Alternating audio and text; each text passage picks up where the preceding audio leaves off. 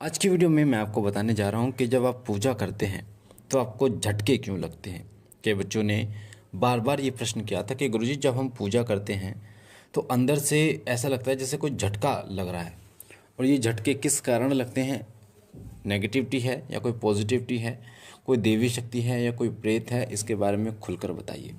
तो आज की वीडियो में मैं आपको बताऊंगा कि आप जब पूजा करते हैं तो आपको झटके क्यों लगते हैं। वीडियो को ध्यान से सुनिए बारीकी से, ताकि एक एक चीज़ आपको समझ में आए। दूसरी बात आपको ये भी बताऊंगे कि उबासी क्यों आती है, रोंगटे खड़े क्यों होते हैं, आंसू क्यों आते हैं, शरीर क्यों हिलता है और सिर क्यों घूमता है। क्योंकि जब आप पूजा करने बैठते हैं तो ये सारी चीज़ें आपके साथ घटित होती हैं। मैं चाहता हूँ कि बारीकी से आप इन चीज़ों को समझें। अगर आप अध्यात्म मार्ग में जुड़ रहे हैं, आप भक्ति करना चाहते हैं, आप देवी कृपा को प्राप्त करना चाहते हैं, आप देवताओं को जो है आकर्षित करना चाहते हैं, अनुभव करना चाहते हैं, तो आपको इन चीज़ों के बारे में पता होना बहुत ज़रूरी है। कई बार पॉजिटिव शक्ति के चक्कर में कोई नेगेटिव जो ऊर्जा है वो आपके पास आ जाती है और आपका बुरा होता है। घर परिवार में झगड़े, लड़ाई झगड़े बढ़ जाते हैं, दिक्कतें बढ़ जाती हैं। ठीक है, तो आपको ये पता होना चाहिए कि आपके पास जो शक्ति आई है वो कोई नेगेटिव शक्ति तो नहीं है, या कोई ऐसी शक्ति तो नहीं है वो किसी प्रकार से आपको नुकसान पहुंचाने की कोशिश कर रही है। तो वीडियो को ध्यान से सुनिए। दूसरी बात कि आप एक काम करना बिल्कुल ज़रूर शुरू कीजिए। रोज़ाना छत के ऊपर एक जो मिट्टी का बर्तन होता है उसमें पानी रखना शुरू कीजिए, पशुओं के लिए, पक्षियों के लिए, ताकि वो लोग पानी पी सकें। पक्षियों के लिए, क्योंकि ये जिम्मेदारी हमारी है। चुग्गा डालना शुरू कीजिए ताकि पक्षी जो है वो अपने तृप्त हो सके, पेट भर सकें, क्योंकि इससे देवी शक्तियाँ आपसे प्रसन्न होती हैं, पितर आपके प्रसन्न होते हैं, और आपके कुल देवी और कुल देवता का वास सदा आपके ऊपर बना रहता है। और आपको ये जो कुल देवी और कुल देवता हैं वो फर्श अर्श तक पहुँचा देते हैं इस काम से। और दूसरी बात, 1 बजे मैं आज लाइव आऊँगा। जिनको आना है, प्रश्न पूछने हैं या अपने घर परिवार के बारे में पूछा लेने, वो ले सकते हैं। चलिए शुरू करते हैं। देखिए, जब आप शुरुआत में पूजा करते हैं तो धीरे धीरे आपके पूजा का जो स्तर है वो इतना मजबूत नहीं होता, और धीरे धीरे जब आप पूजा करते हैं तो ऊर्जा बननी शुरू होती है, ऊर्जा आनी शुरू होती है, आपके इष्ट तक ऊर्जा आती है। जिस तरीके से बारिश जब होती है तो बारिश की बूंदें आपके ऊपर गिरती है, और धीरे धीरे 1 2 बूंद, 4 बूंद, 5 बूंद गिरते गिरते गिरते आपको वो बूंदें पूरी तरीके से भिगो देती हैं। उसी तरीके से जब आप पूजा करना शुरू करते हैं तो जिस इष्ट की सेवा करते हैं, जिस इष्ट की पूजा करते हैं, उनकी ऊर्जाओं की बारिश होनी शुरू हो जाती है।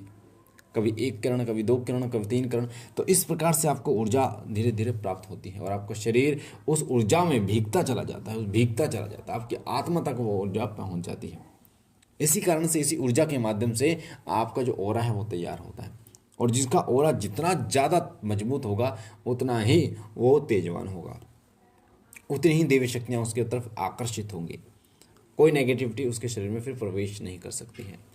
तो जब पूजा करते हैं तो धीरे धीरे उस देवी ऊर्जा की बारिश होती है आपके ऊपर।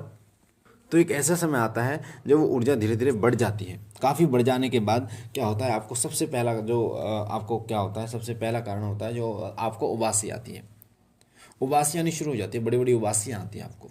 मंत्र जब करते हो, मंत्र के बीच बीच में उबासियाँ आती हैं, छोटी उबासियाँ, फिर बहुत बड़ी बड़ी उबासियाँ आनी शुरू हो जाती हैं।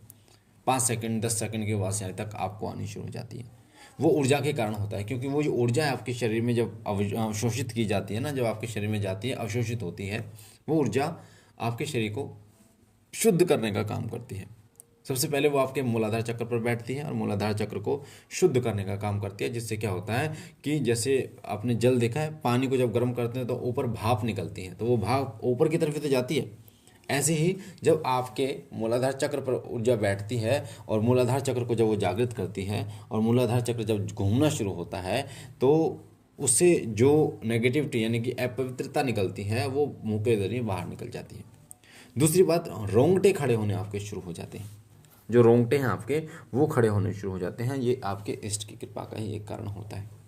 कई बार आप जागरण में जाते हैं, किसी पूजा में जाते हैं, किसी मंदिर में जाते हैं, या फिर कभी आप भगवान की बात, अपने इष्ट की बात करते हैं, उनकी चालीसा या उनका कोई पाठ सुनते हैं, मंत्र सुनते हैं, तो भी आपके साथ ऐसा होता है। क्योंकि जब आप वो सुनते हैं तो उस मंत्र की जो ऊर्जा है ना वो कनेक्ट होती है, वो जुड़ जाती है आपके अंदर की जो ऊर्जा से, इसलिए आपके साथ ऐसा होता है। ठीक है, अब बात करते हैं जो झटका लगता है वो क्यों लगता है आपको झटका। झटका इसलिए लगता है कि जब आप पूजा पाठ शुरू करते हैं तो जो नीचे की जो ऊर्जा होती है, जो मूलाधार चक्र पे जो ऊर्जा होती है, वो ऊर्जा एकदम ऊपर की तरफ जो है वो जोर लगाती है, होता क्या है कि जैसे ही आप पूजा कर रहे हैं तो वो एकदम उठने की कोशिश करती है। जैसे आप देखेंगे ना, किसी चीज़ को एकदम बोतल है, एक बोतल को, खाली बोतल को पानी में डुबोने की कोशिश करो, खाली बोतल को, तो एकदम वो झटके से ऊपर आएगी। तो इसी तरीके से झटके से ऊपर आती है वो ऊर्जा, एकदम झटके से ऊपर आती है। ठीक है, तो इसी कारण आपको झटके लगते हैं, मंत्र जप करते हैं तो आपको अजीब सा झटके महसूस होते हैं, इसी कारण होते हैं। साथ ही आपके ऊपर जब आपके इष्ट की कृपा होती है तो आंसू आते हैं, आपके बहुत ज़्यादा आंसू आते हैं, देख देख कर रोना आता है आपको। ठीक है, भाव इतना जग जाता है कि आप अपने आप को खो बैठते हैं, आप सिर्फ मंत्रमुग्ध हो जाते हैं, आप अपने इष्ट को ही देखना पसंद करते हैं और उन्हीं को देखते रहते हैं। तो ये सब पॉजिटिव ही साइन है, सकारात्मक ही साइन है ये पूरा। ठीक है, साथ ही शरीर आपका हिलना शुरू हो जाता है। कई लोगों का शरीर जो है वो आगे पीछे हिलता है, कई लोगों का शरीर गोल गोल हिलता है। ठीक है, तो कई लोगों के शरीर में क्या होता है, किसी का हाथ जो है वो फड़फड़ाता है, किसी की आंख फड़फड़ाती है, किसी का एक पैर जो है वो हिलता रहता है, ठीक है, किसी का एक कंधा हिलता रहता है। तो ये सब एक सकारात्मक ऊर्जा का कारण होता है, क्योंकि जो शक्ति आपके ऊपर आई है, आपके शरीर में जिस शक्ति ने प्रवेश किया है, वो शक्ति एक स्थान चुनती है अपना, उस स्थान पर जाकर वो बैठती है। और जिस स्थान पर वो जाकर बैठती है तो उस स्थान पर जो है ना वो झनकार होती है, स्पंदन होता है, वो चीज़ें, वो शक्ति हिलती हैं। ये कई लोगों का आपने देखा होगा, जब उनके ऊपर सवारी आती है तो उनका कोई एक हाथ हिलता है, कोई एक पैर हिलता है, कई बार सिर, सिर्फ गर्दन गर्दन घूमती रहती है कई लोगों की, कई लोगों का कंधा हिलता है। तो इसके ऊपर जो मैं आपको गुण बता रहा हूँ, गुण चीज़ें, कि वो उसका कारण होता है कि जो शक्ति आपके शरीर में आ रही थी, जो प्रवेश कर रही है, वो अपना एक स्थान चुनती है और उस स्थान पर जाकर बैठ जाती है।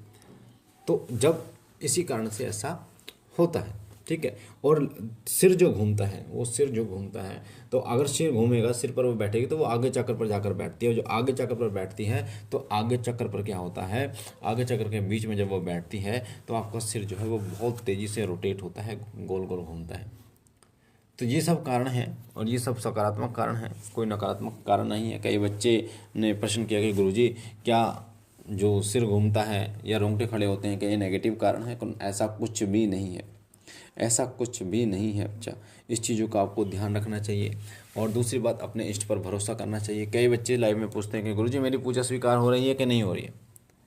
आपकी पूजा स्वीकार 100% हो रही है। आप अपने हृदय में ये वास करके, ये भावना करके पूजा करो कि मेरी पूजा स्वीकार हो रही है और मेरे इष्ट जो हैं, जिनकी मैं पूजा सेवा करता हूँ, वो मेरे सामने बैठे हुए हैं। कभी अपने मंदिर को ऐसा मत समझो कि तस्वीरें रखी हैं, वहाँ पे मूर्ति रखी है। सदैव ये समझो कि वहाँ पर जो रखी हुई हैं वो मेरे इष्ट देव की, जो मेरे इष्ट देव हैं वो वहाँ पर विराजमान है, साक्षात बैठे हुए हैं। जब भी मंदिर से गुजरो तो प्रणाम करो। जैसे कोई आप देखते ना बड़े बुजुर्ग, बड़े बूढ़े, आप जब भी बड़े बूढ़ों को देखते हो तो राम राम करते हो, इसी तरीके से। क्योंकि जब तक भाव नहीं होगा ना आपका कि वो बैठे हुए हैं आपके पास, जब तक भाव के कारण ही शक्तियाँ जागृत होती, तब तक शक्तियाँ जागृत नहीं होंगी, ना आपको कुछ प्राप्त होगा।